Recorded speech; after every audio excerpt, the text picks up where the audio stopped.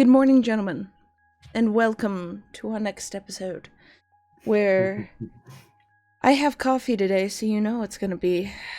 Ooh, Spicy. Oh, it's gonna be fucking spicy. Cause I don't know if you guys got a moment to peep that video I just linked, but Jesus, titty fucking Christ, I'm. So I only had an opportunity to watch the first 5 minutes, and it's amazing to me that people can just not move on from anything. Mm-hmm. They just can't. I'm like, okay, you had Ice Poseidon. Okay, he's a douche. Okay, we're done. Move on. Just move on. Move on. Mm-hmm. But no, let's like retroactively go back and find people too, because apparently we're bored. We're bored. I guess. But when you have Kotaku as a functioning website, why do you need anything else? Oh, and Polygon. And Polygon. Like one of the articles, because I tweeted it out, was like, oh, you don't want the new main villain from the story to step on you. And I'm like, tell me you can't read the room without telling me you can't read the room. Oh, and there's a Pokemon card crisis. oh really? Like we haven't heard that in but wait. The best part about the Pokemon card crisis is that Vice is reporting it. It isn't like Esports Observer or some website that's just a gaming website. It's Vice. And I'm like, is Vice that? It's like is right. It's like, is Vice that desperate for content? It's Pokemon cards. Oh my goodness! The only thing worse than Pokemon cards is the next announcement of a streamer who has the next announcement of some streamer that has her own NFT. That's the only thing worse. We'll see. Like that's a sign that modern journalism is slowly dying. Mm-hmm. Yeah, well, I mean, look at the scope of journalism from 2016 to now. Actually, we could go farther back from that, because it's like, they don't have their demon, their Satan. Sorry, I don't know why this seemed relevant to do, but they don't have their modern day demon to report about. Now it's like failure to read memes and white people are their main fucking focus of what to write about. And it's like, come on, people, really? You're not going to talk about anything good? You're just going to sit there and demonize people till kingdom come? And you have Bill Maher going back to the whole, watching people play video games on Twitch is stupid. Like, come on, man. Again, tell me you can't read the room without telling me you can't read the room. Well, and see, here's the horrible thing about low barriers to entry. Mm-hmm. Is that everybody who used to be a gatekeeper now no longer has authority, mm-hmm. has no authority, none. Right. Yep. And so I, as random individual A, can go to any event, and if I have a phone and a decent laptop, I can actually provide better journalism, whatever that means, about an event than somebody who has a job with a website. Mm-hmm. And that's really what it's about. Is that you used to only be able to get news from a certain number of sources. Mm-hmm. That's it. But this digital age, like I said, lowers the barriers to entry. And if you want to talk lower barriers to entry and gatekeeping, I interviewed Kevin Hitt last night on my stream, and we talked about this whole esports CI thing. Lordy. Oh yeah, he wrote an article. He's a writer for the Esports Observer, and he actually and some of the stuff he said, was really interesting. I will pull that whole entire interview and I'll put it on YouTube later. Mm-hmm. But it was really, really good because it's it's the old statement of the old adage of the road to hell is paved with good intentions. Mm-hmm. They had good intentions, but their delivery was just crap. Was just horrible. Supposedly there was a scholarship program. Supposedly they had a bunch of these advisors that were helping them, when in reality it was just friends trying to help friends. Mm-hmm. And then it was really interesting. Kevin said something that I think is pretty darn close to the mark. He said, I don't have any way to prove this, but I'm fairly certain there were other groups doing the exact same thing. And this group, Esports CI, rushed to put it out because they wanted to be first. And then the other groups were like, look how that landed. Let's not do this anymore. So it was just a horrible attempt at trying to standardize something that is nearly impossible to standardize, because nobody cares that the very first documented esports tournament was in 1974. Nobody cares. Nobody cares that the modern StarCraft the modern competitive gaming scene started in South Korea back in 2012. Nobody cares. Nobody cares. And having that information on a test is useless. And I actually spent $25 and I bought these study guide. And for anybody that wants it, send me an email. I will give you the study guide. I paid $25 for it. They actually sent back all the cash, so I have this document for free now. And it's a near MBA level test. It is, I kid you not, you're talking operations, you're talking business math. Can anybody off the top of their head without Googling it tell me the difference between mean, median, and mode? Can anybody tell me that? Probably not, without having to look it up. Okay. Yeah, I was about to say that's some stuff I haven't heard in a hot minute. Like over a decade. Right. And I went through the study guide on stream and I was looking at stuff like, I'm kind of rusty at the math because this is a lot of the math that I did in my own MBA course. This is, right. Figuring out ranges and standard deviations. I mean, I haven't done it in like 6 years, so I was really rusty and I had to sit there and think about it for a minute. It's like, okay, 2 standard deviations from the mean means, and you have to understand stats in order to understand the problem. 90% of people in esports, quote unquote, don't understand what statistics are. If you say standard deviation, they'll be like, standard what? Mm-hmm. Never mind. And so I mean, I don't fault the founders. I said this last night on stream. I don't fault the founders for trying to do this. A lot of people talk big and don't do jack. Mm-hmm. At least they put something out. It landed poorly. It was a bad idea, bad execution. It just didn't land well. Right. But I don't fault those guys for anything. They at least tried. So anyway. I mean, yeah. I mean, like in my opinion, if you want to do it right, then they could have worked with colleges like UCI. I mean, they have esports courses right now, and more colleges are doing that. Mm-hmm. I mean, I get what they was going for.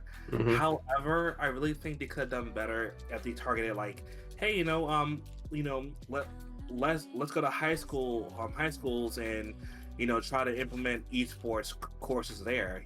Because so one of the things that the two of us talked about is, okay, this failed. However, what if Riot, Activision, Epic, and a couple of other major publishers got together and decided, okay, that was crap. Let's build our own. Because the reason that failed is there was no authority to refer to. There was no authority. Mm-hmm. They just made something up and published it. And they did not refer to any kind of authority. So everybody's like, what the hell is this test and why do I care? Yeah. Right. There's no incentive to it, right.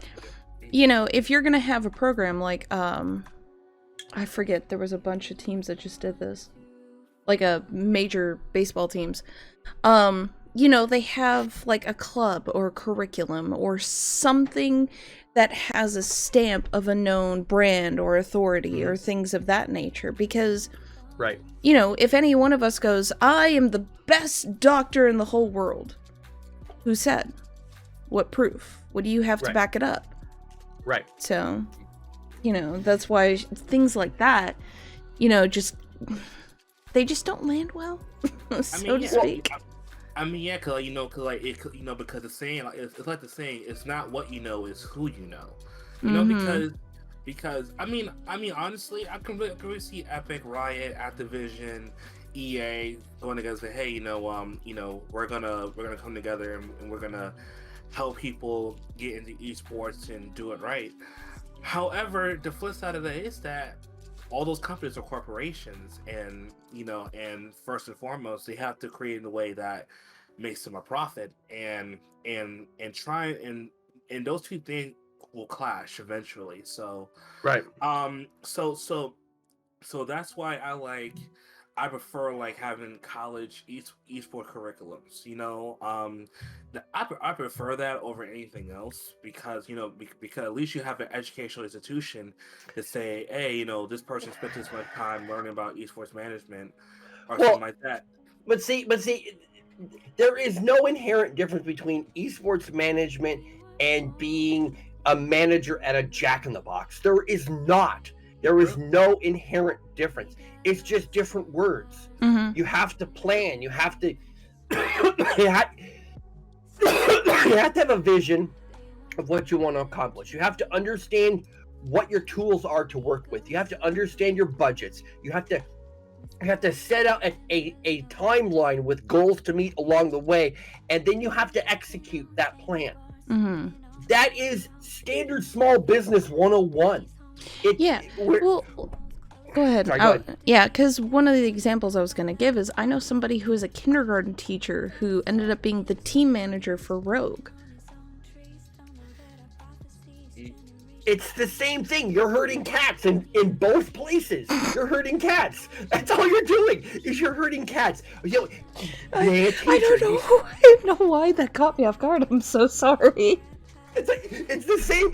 You're doing the same thing. You're herding cats, and it's being a teacher is great because you have a lesson plan and you have to hit your benchmarks along the way when you're doing an event in esports, and you have to hit your benchmarks along the way when you're teaching your class. You know, right? Exactly. We spend 2 days working on shapes, and then the third day we have a test, quote unquote, whatever that means. It's the exact same thing, and so. So it's like people are trying to make gaming into this new revolutionary a cultural phenomenon. No, it's the same dumb concepts repackaged so that everybody suddenly cares about them. Yeah, that's all. You know the funny thing is that it's so easy to get into esports. I mean, like all you gotta do is like, hey, all you gotta do is like go to like the Hitmarker Discord. Say, hey, you know, I'm looking to volunteer, or I'm trying to be a staff member of an organization, and people will flock to you like crazy. Like I remember I was in the Hitmarker Discord because they just launched it, and I basically put my CV on there, curriculum vitae. People who don't know what CV is, you know, and basically, and I say within like an hour, someone say, hey, you know, I see you did tournament event and tournament management. Well, we're looking for someone who's gonna run tournaments for us. It's like it was that easy, you know. And so and so people that try to make it some paid barrier is nonsense though, because we'll see that's what a lot of higher ups don't understand about esports, you know, other than a traditional, you know, a traditional industry. Because I mean a lot of people who's gotten where they are, like Fwiz and YouTube, or people like Hex and Optic, you know, even Hastro and Envy, they started out volunteering, putting the time and effort in making the build.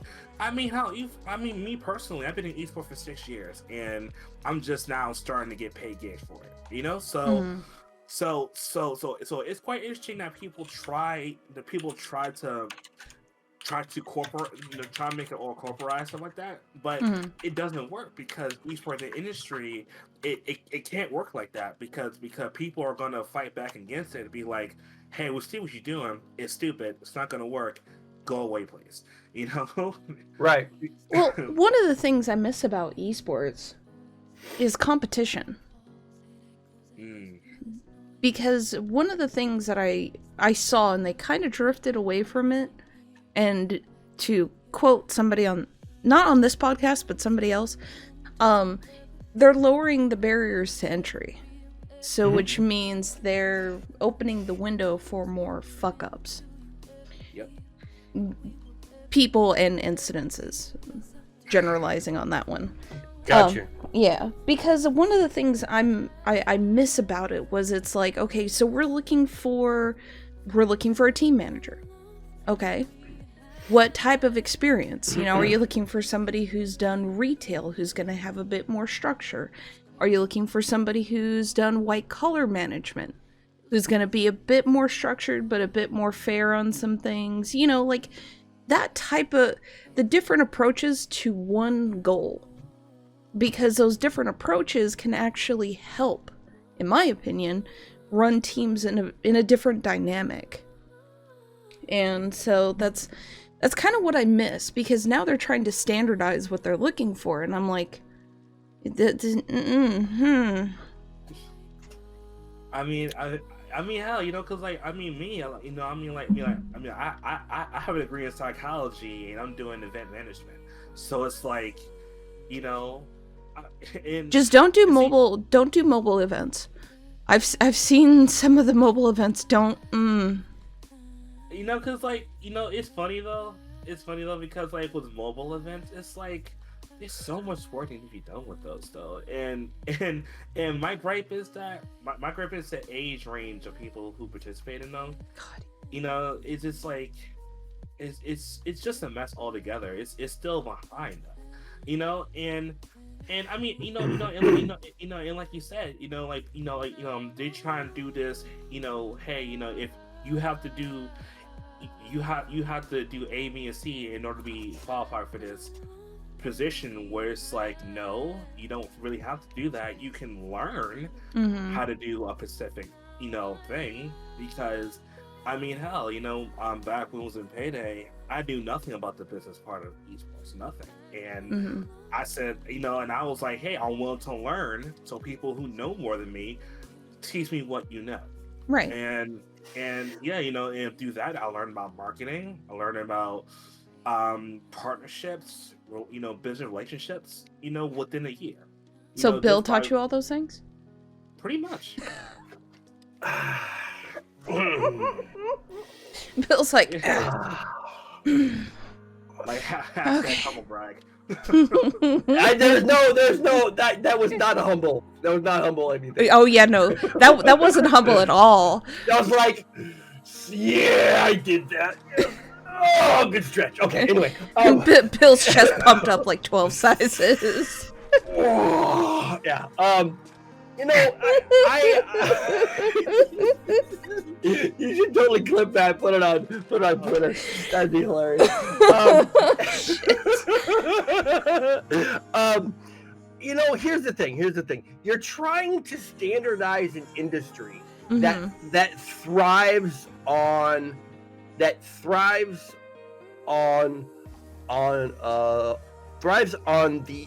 theme of, if you have a computer and a dream, that's it. That is the entire story of gaming and streaming. Is that if you have a computer and a dream, you can turn yourself into whatever. And so that sort of a thought process inherently means that you literally throw things at the wall until it sticks, which is the opposite of every corporate structure ever. That you, when you have a corporation, when you have processes and when you have standards, there's a very specific way that you get things done. Esports thrives on the fact that if I can do one thing better than everybody else out there, I will get noticed. And so you literally have people trying anything possible to get noticed. Mm-hmm. And so any time you try to add structure to that, you're basically doing is you're taking a blob, like an amorphous blob that just kind of floats along, consuming things as it goes, and put it in a box. You can't do that, and Right. that's the problem right now. And see, even major groups are seeing this. So every once in a while, you'll have some idiot with a little bit of money who comes along and goes, I'm going to start my own esports league with some game. Doesn't matter the game. It could be Farming Simulator for all I care. They're coming out with a new season, right? And the fact that there is a competitive league that is over in Europe, I don't know how to feel about that. I'm like watching grass grow, watching paint dry. Aren't those two technically the same thing? Right. Because I watched the World Championships on YouTube, and it blew my freaking mind. I'm like, wait! You watched the Farming Simulator? It blew my mind. I'm like, oh my god, what the fuck? But see, it's so fascinating. Like, you're just staring at it, and you're in your brain, you're just like, what the fuck is going on? But at the same time, you're like, holy shit, why is this interesting? I know, it was like it was like watching a car crash. It's like I'm not interested in Farming Simulator, but I cannot look away. It's like it's so amazing. It caught my attention, and I was like, wow. So okay. So I bet you have people in that group, and I'm not slamming them because there are people in Destiny 2 that do this exact same thing. They literally take every piece of equipment and run the math on which combination of tractors, soil conditions, seeds, and fertilizer gives you the best yield in the shortest amount of time. There are people, Jay. There are people who play Destiny 2 who literally just test weapons, and they figure out which weapons do the best damage in a shortest amount of time, and that's all their content, and people lap that up. My best content on YouTube has been... Jay, did you really just post the Farming Simulator world? I posted it, yeah. But my best content on YouTube has been doing loadout tests. And so I made a video. It must have been like 3 weeks ago.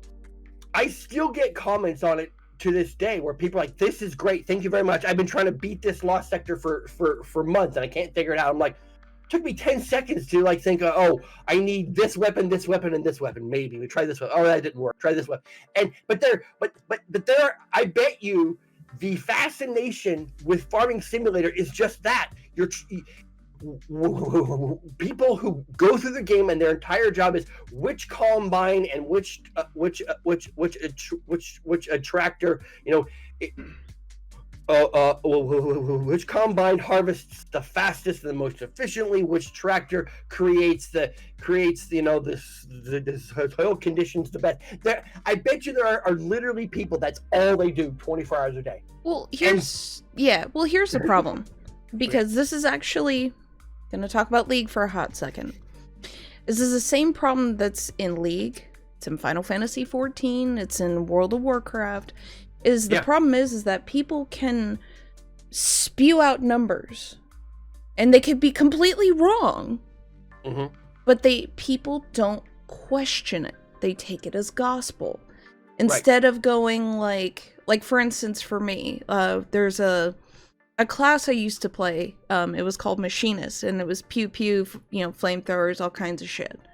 And I would look up numbers all fucking day long, and I would play it, and I'm like, I don't understand why this is failing. This is wrong. What's going on?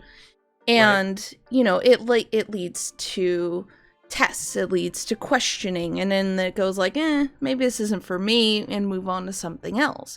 League was the same thing.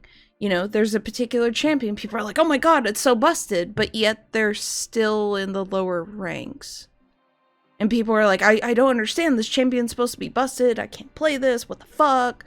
This guy's dumb. And it's like, no, because you're Iron 4 and you're playing a champion that's meant for higher tier play. It's something you don't understand, you know? I'm also speaking from experience because I used to coach people who were like that. Because they'd be like, how come I can't play this champion? You know, all the pros play it. They say it's busted, blah, blah, blah, blah, blah. And I'm like, it's because you suck and you can't play it. Play this. That's what I hate the most. It's like, oh, I watch this pro play this champ this way. What does it work for me? Because it's like, yeah, it's because you suck. Well, so I mean, just to fire shots, we can say the same thing about Team So. Oh, wait a minute. Yeah, let's bring back Double Lift because he was good like once. Why isn't he good now? Because he sucks. I mean, it's like please, come on, let's just get over the fact that something that was good at one point probably isn't anymore because I don't know, the game changes and there's catch up. I don't know. Yeah, no, it's because there's players who can't adapt, and so they fall behind. Like we see this with God, what the fuck was that guy's name? Alex Each. Guy couldn't adapt to the mid meta, so now he's a programmer for Riot. Yeah. I mean, yeah, because Bwitbo from Fnatic basically said, you know, I'm not confident in my skills in the top lane anymore, so I'm gonna leave Fnatic and hopefully do something else. But he's one of few. Oh my god, have you seen the list of fucking players? And this goes across all esports who try to beat the horse with a stick, a dead horse with a stick, and because they have to be told, get the fuck out. At least Bwippa was cognitive enough to fucking go like, hey, you know, I'm not feeling it anymore. Yeah, it's like, So I just want to say that right there, General, your voice went from standard gravy to like high pitched gravy. I'm like, you know, it's a good thing I don't have RTX on my computer because I would like shot through the roof there. Anyway. well, no. See, yours truly got some of her upgrades. I'm waiting on one more, which should be here today. Spicy. Oh, yes. Well, now my computer is water-cooled. By the way, do not buy Corsair RGB. Corsair RGB is terrible.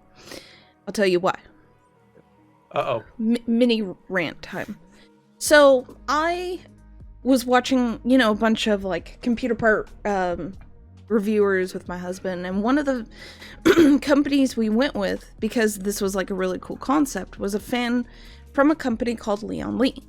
And one of the things that was cool was instead of having each individual fan, you know, like wired together and all, you know, hot fucking mess, they snap together. So it's like one continuous block as opposed to like individual blocks, you know what I mean? So okay. I came to the idea, or I came to the realization, my computer needs to be water cooled. Because running VR, my room turns into a mini sauna.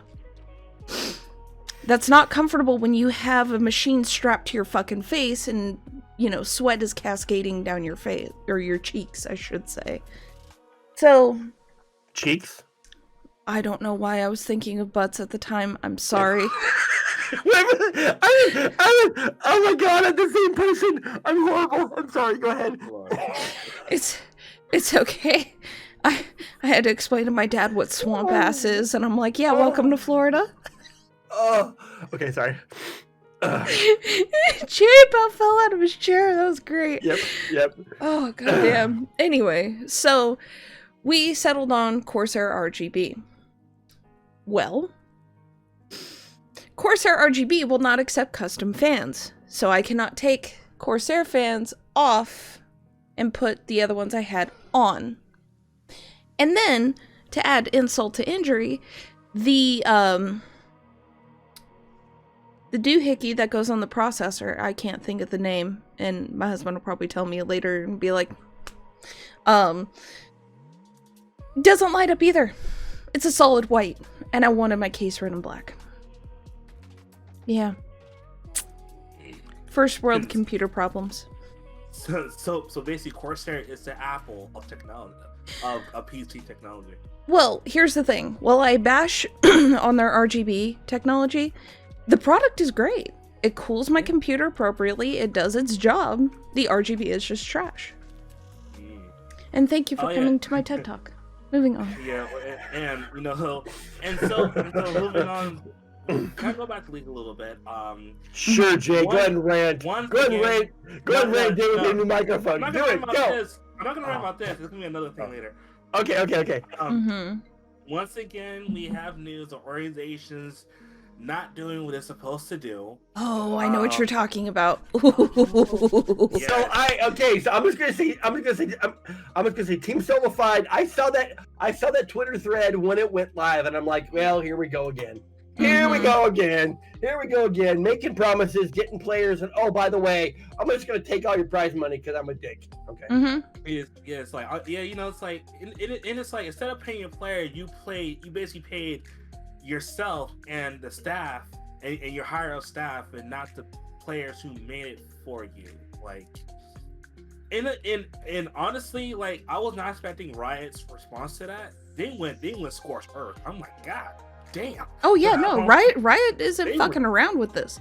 Because they went scorched earth. Yeah. Well, and they shouldn't. They should. The minute you have solid proof, they should burn that org to the ground. Every single org that does that, they should burn it to the ground, because it not only ruins their game, it ruins competitive gaming as a whole. We already have too many stories that are exactly like this on the pro level, on the upper tier level. And now we have this amateur / quasi-professional team that's playing in these events and winning because they're doing, and they're getting lied to. It just I saw the whole thread when it went live on Twitter. This was a couple days ago, and it was even so popular that Pokimane had to weigh in. I'm like, oh well, then we must all believe this is a big deal when Pokimane decides. I just like, look, the only reason anybody cares is that it's Riot. That's the only reason anybody cares. I can give you a list of 10 other orgs that have just decided, to give the middle finger to their players and walk away for no reason at all. And what's really bad about it is we as a fan base have had our heart broken so many times, especially by denial.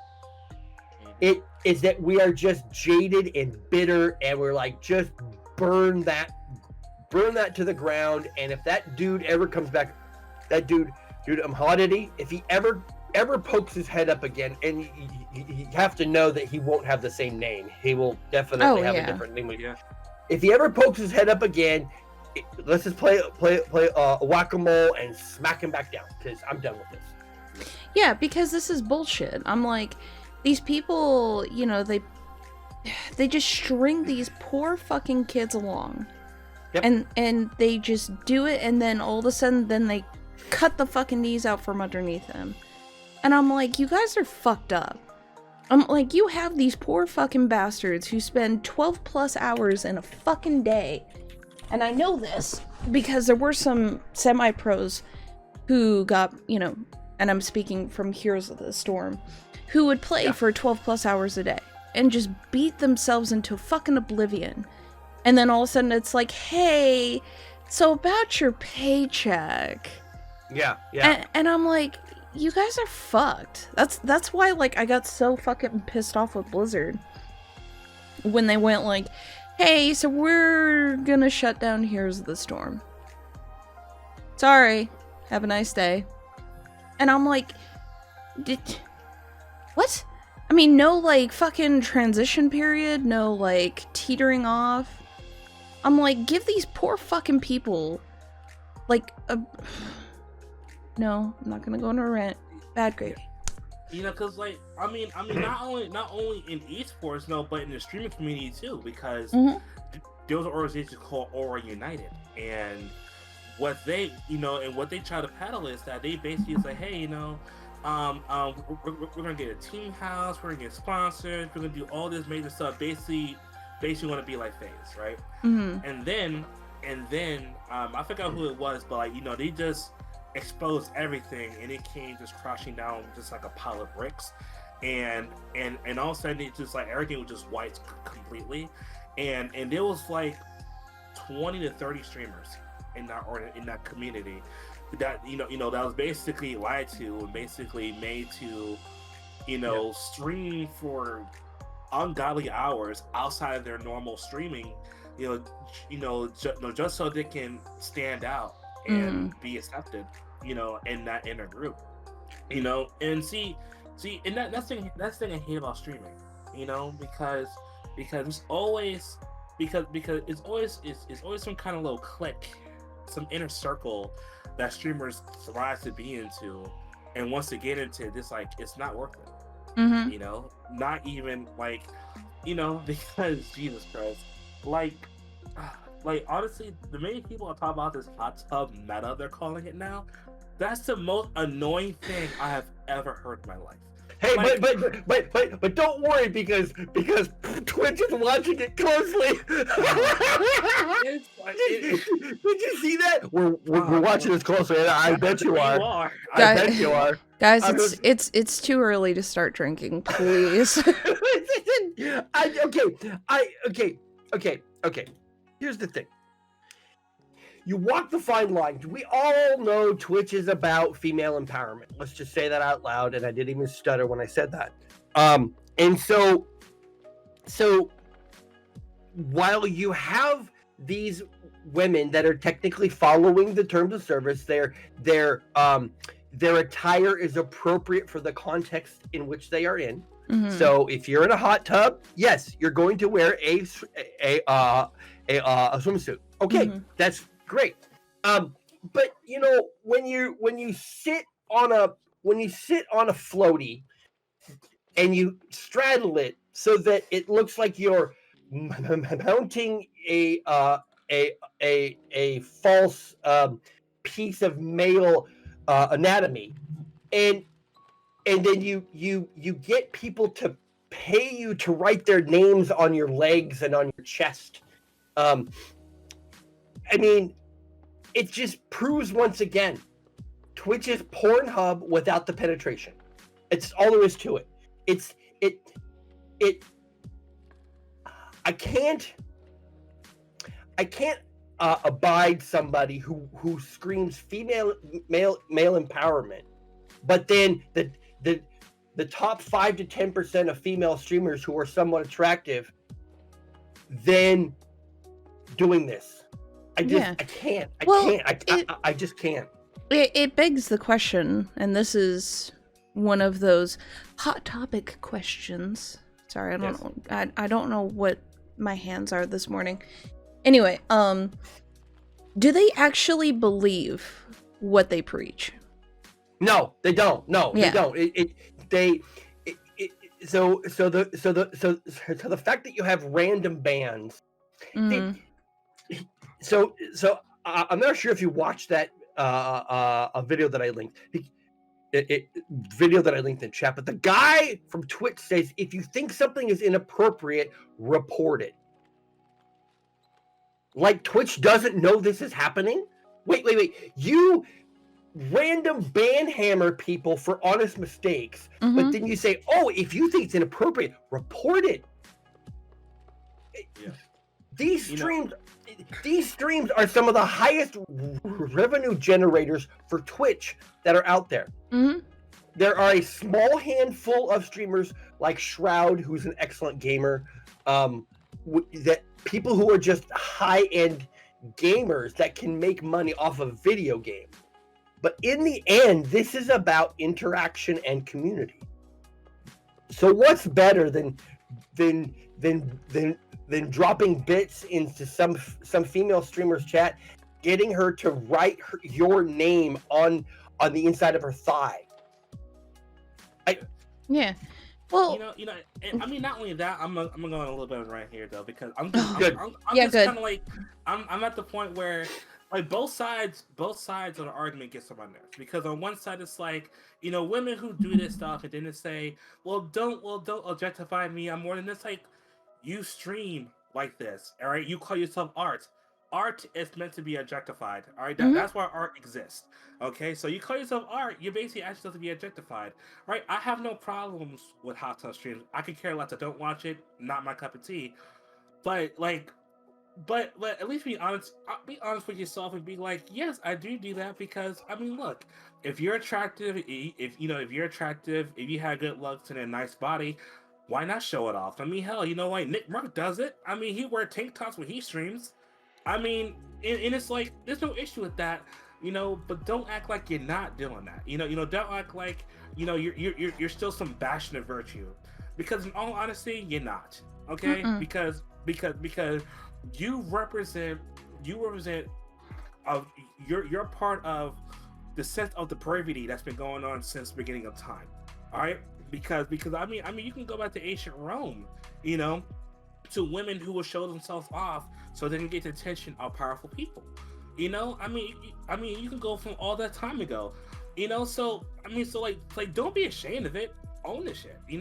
Because I have more respect for you if you can admit to yourself, yes, I show myself off because people gravitate towards beautiful people. Yeah. Which is true. That's why celebrity worship is as crazy as it is now.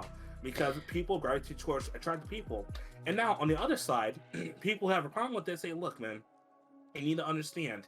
You may have an issue with it, but trust me, there ain't shit you can do about it. You want to complain all day, every day. You want to say, oh, well, men don't watch it.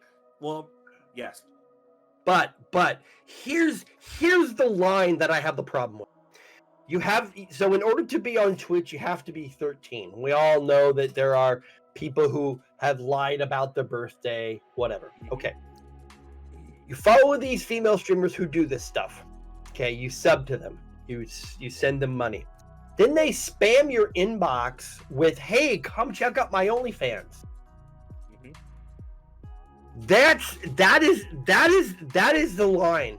That is the line where you are soliciting children under the age of 18 to consume your adult content, because it is adult content. That is the purpose of OnlyFans, is to provide a platform for interactive adult content.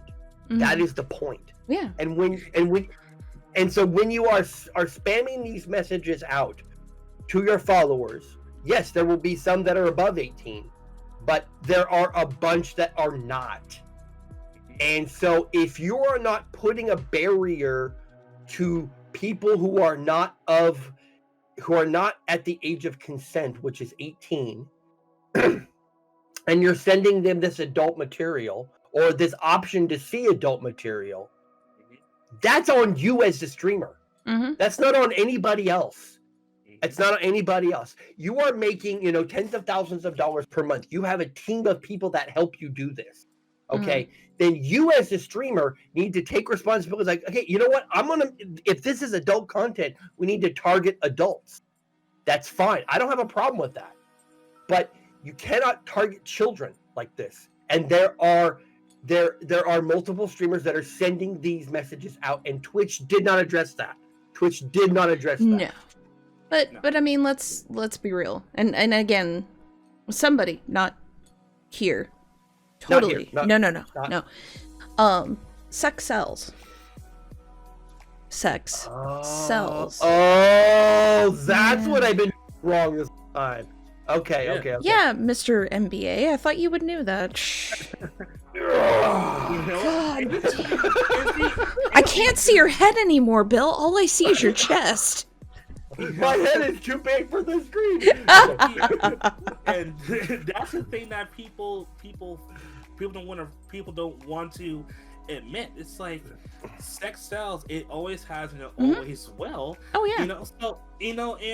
And going what Bill is saying, like, yes, we see examples of that happening, and it's like, and now I don't know who's reporting it. It's reported at all, but for Twitch, Twitch has to know that's going on. I mean, they're not stupid. They have to know what's going on. They know what's going on. They just don't care because it makes them money.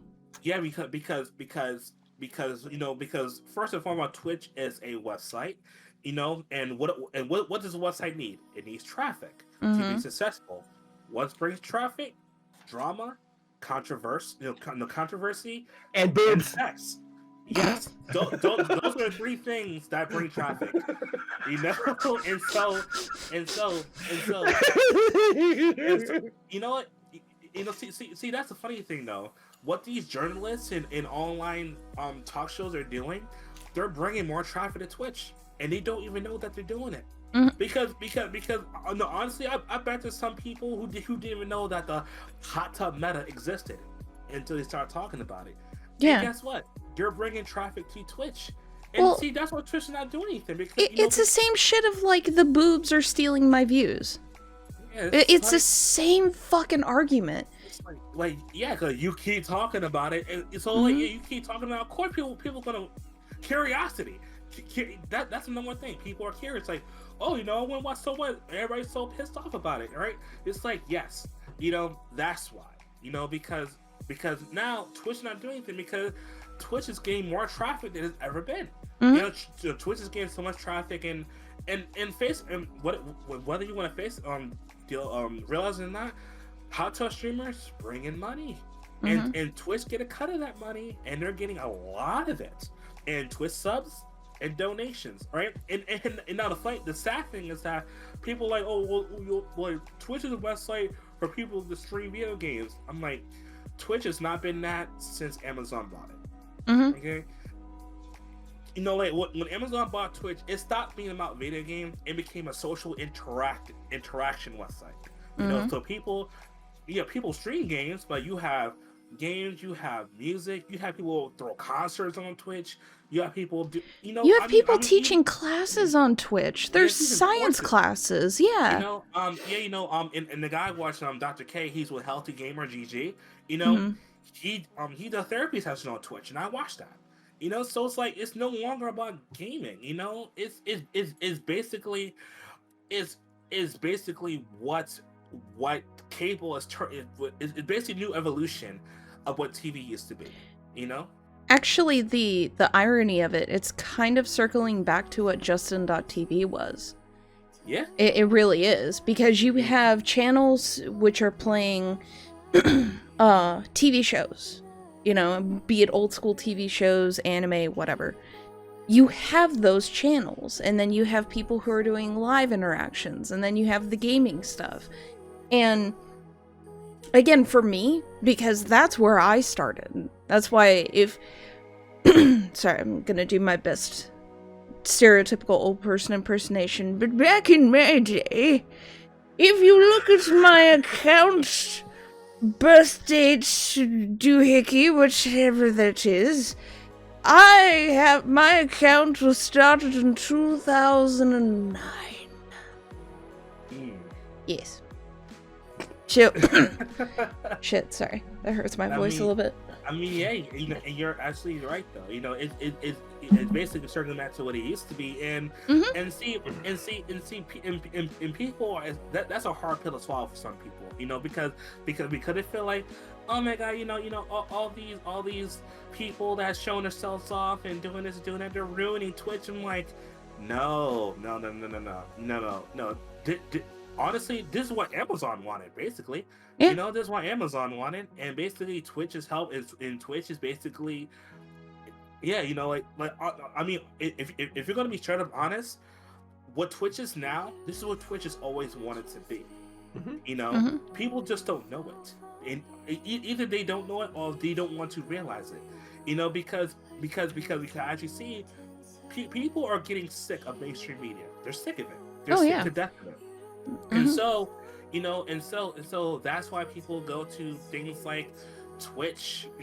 See, that's what's getting so much traffic, because Twitch doesn't focus on gaming like Mixer used to be, and what YouTube gaming and Facebook gaming. I mean that's why it's kind of still behind, because Twitch is like, you know what, we do have gaming, but let's open up the dam a little bit, and they create the just chatting portion, right? And see, and for Twitch, for business, that was the best thing they can do. And and I mean, if you want to think about it, they're kind of selling their soul, but it's like, honestly, they sold their soul to Amazon a long time Oh, yeah. ago. Oh, So yeah. it's like, yeah, so so that's why Twitch is not doing anything about it, because Yeah. this is what Twitch wants. Twitch wants more people coming to the website, watching their material, and people and people like, oh, I want a piece of that, and that's when they become streamers, because they want a piece of the pie too. Well, that's why I said this a long time ago. Money is the most universal language. Money Yep. speaks every language, and it attracts every single walk of life. Yeah. I sorry, I'm still hung up on the irony that Twitch has come full circle and it's Justin.tv again. Yeah, I mean, yeah, and I and honestly, like, I see within the next 5 years, Twitch is basically gonna be like, you're gonna have news media like CBS and NBC trying to get into Twitch, but I doubt Twitch is gonna let them without some major business agreement, because now Twitch has to leverage that basically goes to these mainstream media. Hey, if you want to survive as a news media, you're gonna have to play in our court. You don't control the pace anymore. We do.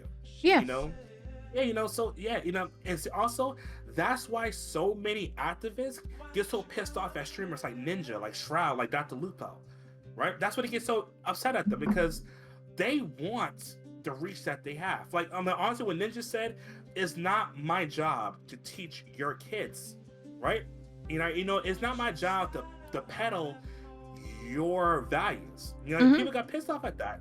And the reason why they got mad, because it's like, Ninja is not allowing anyone to come to his channel to basically advertise what they want, and that's what people and see, and that's what Twitch knows, and Twitch realizes that they have a global reach, a very global reach, and eventually news media is going to come crawling to them and say, please save us, we're dying slowly, and we need a platform to survive. Yeah. And Twitch is like, all right then, let's play. Yeah. Well, see, what I don't No, because this is one of those cancel moments. No, Gravy, don't ask. No. You want to. I do. Because it's like, what frustrates the absolute living piss out of me is... Good. Embrace your anger. They...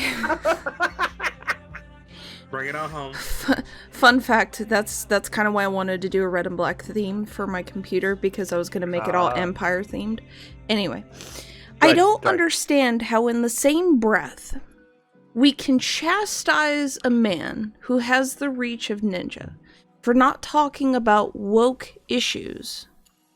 But when he talks about woke issues, we get mad at him.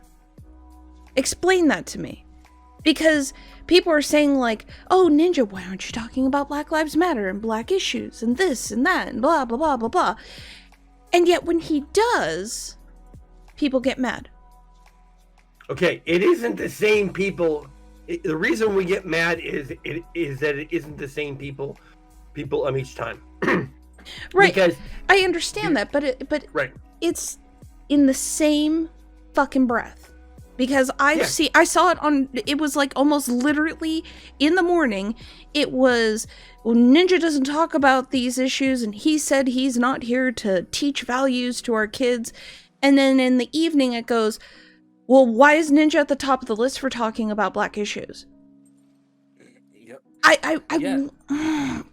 Yeah, because Dr. Lupo actually brought on Black Lives Matter activists to his channel to have a discussion, right? And it blew up in his face, because it's like, oh, you're talking about this, well, and people just slamming him. It's like, well, you didn't touch on this, and you didn't talk about this, the whole discussion, and Dr. Lupo was confused, right? He was trying to do damage control, and I was looking at him like, see, it's like, that's where you fucked up, because I hate to say it, but I have to, because some activists they create scenarios in their mind. Oh yeah. Because some people create victimhoods so they have a reason to complain. They have a reason to fight people. They have a reason to basically go against the grain because they understand is that right now they're living a life. Basically, they're living a life of privilege that other people can't even dream to have, and it fills them up with so much guilt that they have to create a scenario where they have a disadvantage. So they don't feel like a piece of shit every time they see other people struggling, and so that's what irritates me the most about this new age activism. Activism because things can't be resolved at the drop of a hat. It can't, right? Like real change is continuous. We have checkpoints that we have to go through in order to create real change that we have gone through over the years. And a lot of kids has been poisoned and brainwashed to believe that if we scream loud enough, the adults will give us what we want. You know what they call those, right? Temper tantrums? Exactly. Yeah. Because, like, one of my big things, I'm always about discussion. I always want to learn, people's culture. I always want to learn new things because to me it's the most fascinating. To whereas I sit in my little dungeon for hours on end and playing video games, I mean, what about the person who cooks? What about the person who paints? What are their lives in particular? And if we want to talk about issues, I want to see every community being brought up because everybody deserves fucking happiness. I don't give a fuck who you are. I don't give a fuck what type of argument. I don't give a fuck if you hate my face. Like, every single person, every single community deserves happiness to one degree or another. And, if people think other, well, let's go. Fisticuffs. So I just want to point out that Jay said New Age Activision there. New Age Activision. Which is interesting because the CEO of Activision did take a 50% pay cut. Ooh. Yes. Really? Yes, he did. Hold on, let me find the article because he did. He took a 50% salary cut that he can earn back through bonuses. And how many employees is he going to fire in the process? Yeah. Yeah. And not only that, but Activision decided that the dev studio who works on Crash Bandicoot and Spyro the Dragon is not going to work on Call of Duty now. Oh, Naughty Dog. Yeah, Naughty Dog and I think Toys for Bob and I think that's the name of I think that was the name of the Spyro the Dragon that company. It's like now. So now every Activision sub dev company is working on Call of Duty now. So every other Activision IP that usually is just like Spyro the Dragon, Crash Bandicoot, even Tony Hawk Pro Skater, all that is going to be basically put on the back burner for God knows how long. Because Call of Duty is the cream of the crop. So it's actually Toys for Bob, Iron Galaxy, and Activision for Spyro. I had to look it up because I have a copy of that. Because God, I used to play that when it came out. Yep. So any hope for a remastered Spyro the Dragon is basically in limbo. God, I wanted that. I wanted that so bad. That is the remaster. I didn't know they remastered it already. Yeah, it's been out. It released September 9th of 2019. I have it. It's in my library. And I'm so mad I didn't realize it. See, I'm trying to spend money and now I have to spend money. God damn it. I'm trying not to spend money. So yeah, because I was gonna say if fucking Steam would load. So I do have to say, Jay, the fact that you got a new microphone, it actually paid off pretty well this episode because you didn't cut out one time. We heard the entire rant. I'm like, well done, Jay. Get that. I mean, here you go, leveling up again. Look at you, my man. You're getting better all the time, right? Mm-hmm. Yeah. All right, well, gentlemen. Now I got to spend $40 today. God damn it. You're welcome. All right. Well, with that being said, gentlemen, we are out of time. So we will bring this episode to a close. I'd like to thank you all for joining me once again, and I'll see you kids in the next episode. Get off my lawn! Toodles!